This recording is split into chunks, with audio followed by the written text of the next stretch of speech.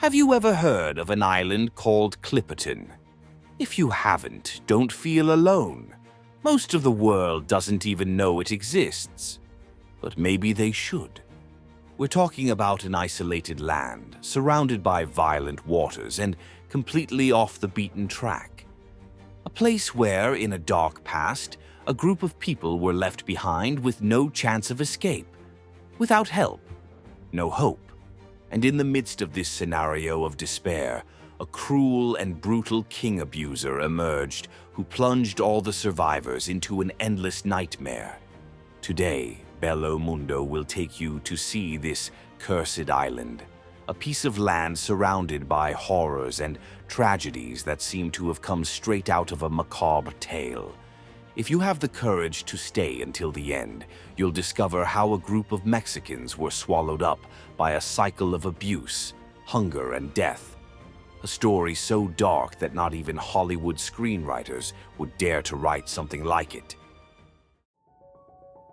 Number 1. A tiny dot on the map. Have you ever heard of a place so small and remote that it looks like an invisible dot in the middle of the world's largest ocean? Well, that's Clipperton Atoll, one of the most isolated and mysterious islands you could try to find on Google Maps. And look, even if you know where it is, it's still hard to locate. With a circumference of just 9 kilometers, you could walk around the island in no time at all. That's if the blazing sun and sweltering heat didn't make you give up halfway around. From above, Clipperton looks like a painting.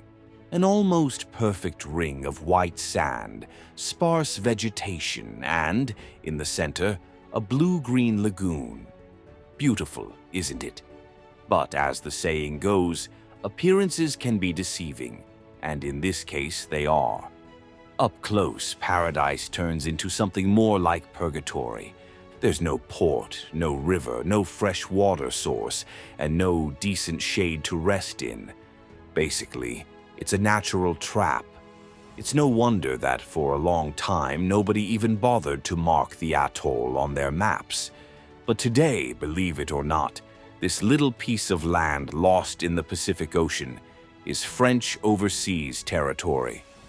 Yes, France. And if you're wondering what the French have to do with it, hold on, because the story is worthy of a horror movie script, with pirates, hidden treasures, territorial disputes, and a bloody ending that no one expected. Number 2. History. To understand how it all began, we need to go back in time to the 16th century. It was in 1500 that the Portuguese explorer Ferdinand Magellan spotted the atoll during his famous expedition across the Pacific. He marked the spot on his nautical charts, but didn't bother to stop. And really, you can't blame him. With no fresh water, no food, and in the middle of nowhere, this little piece of land in the middle of the sea wasn't exactly a tropical refuge. So the atoll remained just another entry in his travel diary. But the real plot twist came in the 18th century. It was at this time that a certain English pirate called John Clipperton came into play. In 1705, he found the atoll to be the perfect hideout for his operations in the North Pacific. Just imagine, a practically invisible spot in the middle of the ocean where he could store what he was looting from the Spanish ships that were passing through the region.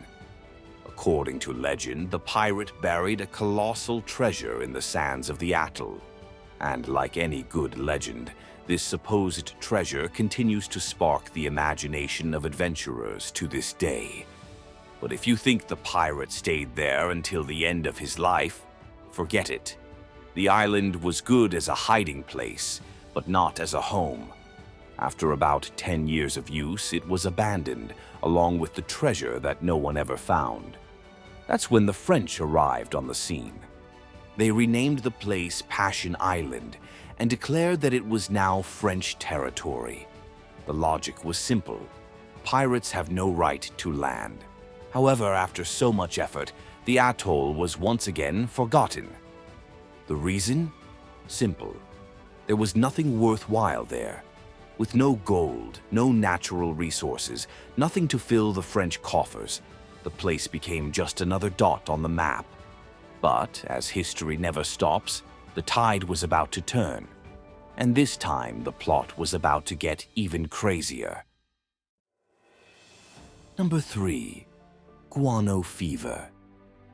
At the end of the 19th century, the world discovered that guano, seabird droppings accumulated on islets in the Pacific, was a rich fertilizer. European and American countries went crazy for this organic white gold. Farmers needed to increase food production, and guano was the ideal solution. Suddenly, remote islands became valuable fertilizer mines. Clipperton Island was not exactly a gold mine, but a guano mine. Its remote and inhospitable location didn't stop several nations from coveting it. Mexico was naturally interested, as the island was close to its coastline. The United States also kept an eye on it, always keen to expand its influence in the Pacific. And France, with its colonial past, also claimed rights to the atoll. These disputes brought Clipperton out of anonymity.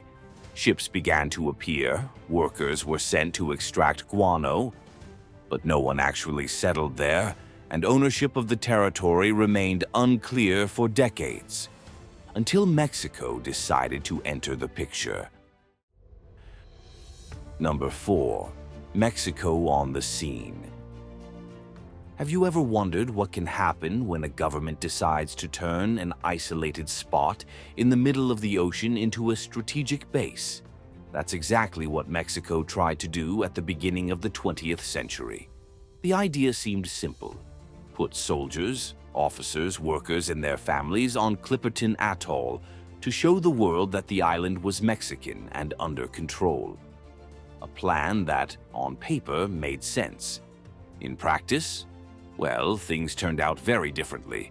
From 1908 to 1913, around 100 people, men, women, and children, lived on this forgotten piece of land in the Pacific.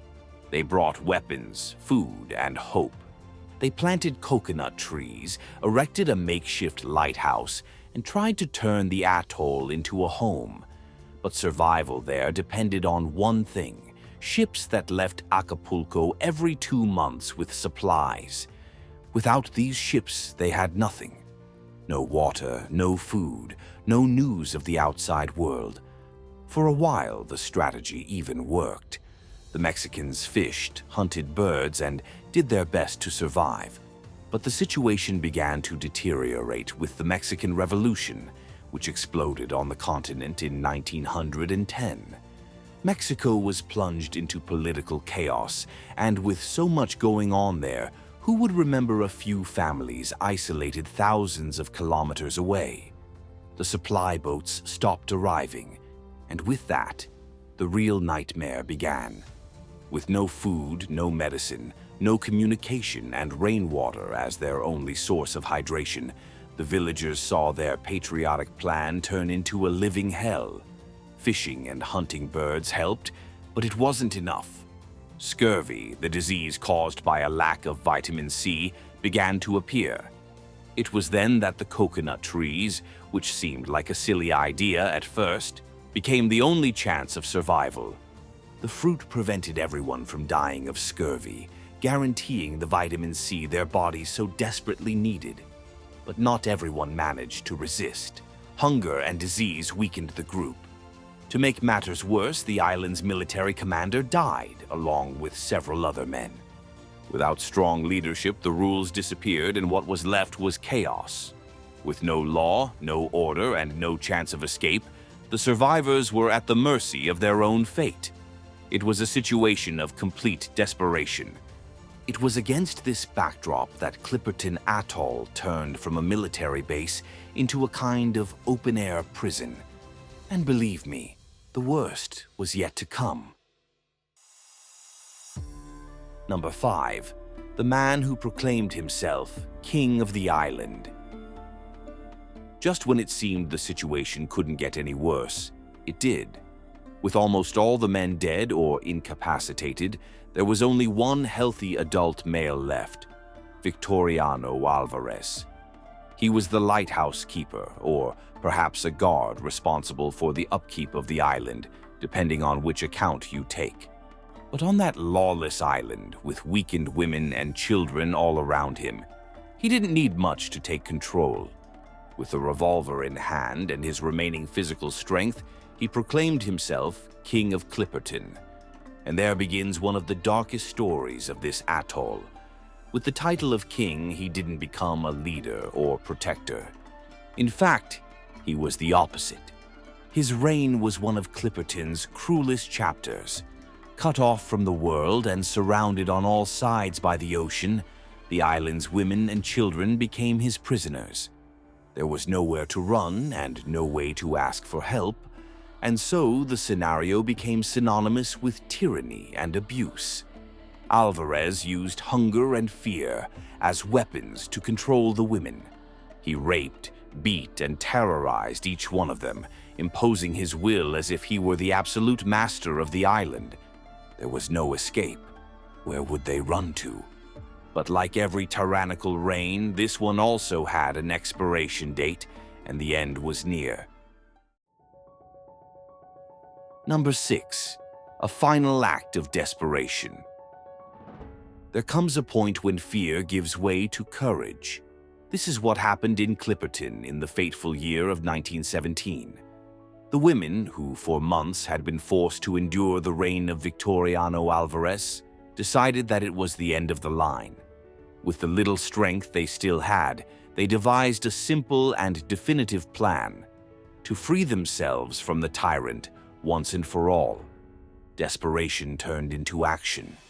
They attacked Alvarez and killed him, putting an end to the reign of terror he had established on the island. It wasn't just revenge, but a question of survival. Without him, there was no more tyranny, and control was once again in their hands. And as in a movie twist, salvation arrived soon after. An American ship appeared on the horizon, anchored near the atoll, and the sailors disembarked. What they found was shocking. Skeletal women and children, wounded, visibly traumatized, but still alive. For the rescuers, it seemed like the end of a horror story. The survivors recounted every detail of their nightmare on the atoll.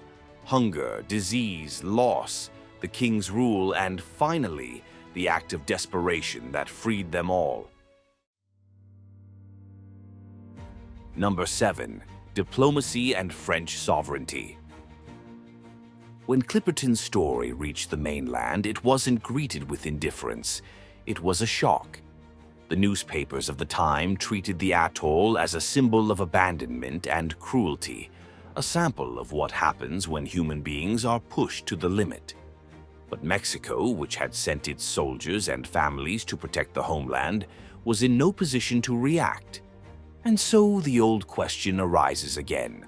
Who owns it? Mexico and France had arguments to claim it. On the one hand, Mexico claimed to have occupied and maintained a presence on the atoll, while France claimed to have discovered and claimed the island in the 18th century. The United States, with its eye on natural wealth and expanding power, also wanted a piece of the pie. The standoff dragged on for years, until in 1931, an international arbitration was called to decide Clipperton's fate once and for all. The decision was clear and definitive. The atoll would belong to France. Legally, the piece of land would become French territory. Number 8. Yesterday and today. What was left of Clipperton after all the drama, terror, and power struggles? Nothing really. Well, unlike the days when guano was worth gold, today the island no longer has any economic value. In the age of synthetic fertilizers and global supply chains, guano has lost its luster. What's left? Only history. Clipperton is currently uninhabited. Nobody lives there. The only visitors are brave scientists who venture into the rough waters. With no ports, no infrastructure, and no inhabitants, the atoll is practically a desert, lost in the middle of the Pacific. It has no hotels, no restaurants, no life, just the bones of those who never made it out. You may be wondering, why doesn't anyone live there today? And the answer is quite simple. There's no way. The island doesn't have enough drinking water, only rainwater that accumulates in the lagoon. And even this water needs to be treated before it can be consumed. There's no fertile soil for planting, no vegetation to sustain a basic diet, and to make matters worse, the fish in the lagoon aren't very good. If living in Clipperton was hard enough in the past, it would be even worse today. The modern world needs internet, health, logistics, and none of that exists on this atoll. Living in Clipperton isn't about being in an isolated paradise with coconut palms, cold coconut water, and Wi-Fi. It's literally being stuck in the middle of the ocean with no help. So what does France do with this territory? Basically, it makes its presence felt. From time to time, a scientific mission or a naval expedition passes through just to reaffirm French possession. Some researchers study the birds, the marine ecosystem, and the environmental conditions. But apart from that, Clipperton remains deserted. What about the future? What does the future hold for Clipperton? It's hard to say. With climate change and rising sea levels, atolls like this could be the first to disappear. Clipperton, with its minimal altitude, would be one of the first to sink. The truth is that Clipperton will never be a fashionable travel destination, nor will it appear on your Instagram feed with captions like "Secret Paradise." It's a place that makes you wonder, how can such a small spot have so many stories? And that concludes today's video. Tell us in the comments, did you already know this story? What else caught your attention or surprised you? If you enjoyed learning more about this place and want to continue exploring stories as remarkable as this one, don't forget to follow the channel, leave your like, and activate notifications so you don't miss any of our upcoming videos. Thank you for following us to the end. We'll see you in the next episode of our journey through the Bello Mundo. See you then.